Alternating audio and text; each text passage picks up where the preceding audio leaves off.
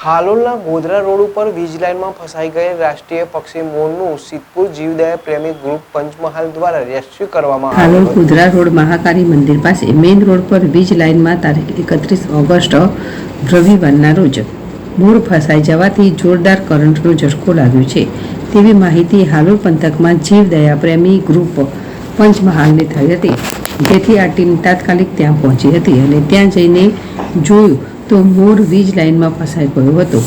જોકે મોર વીજ લાઇનમાં ફસાઈ જતાં કરંટ લાગ્યો હતો અને મરણ થઈ ગયેલું હતું.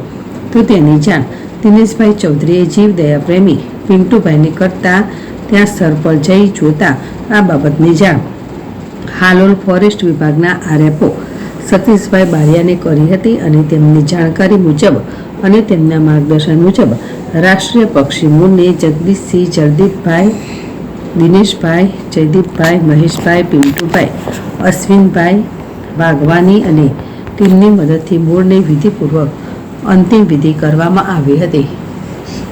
કિરણ ગોહિલ, જેડેશ ટીવી, પંચમહાલ.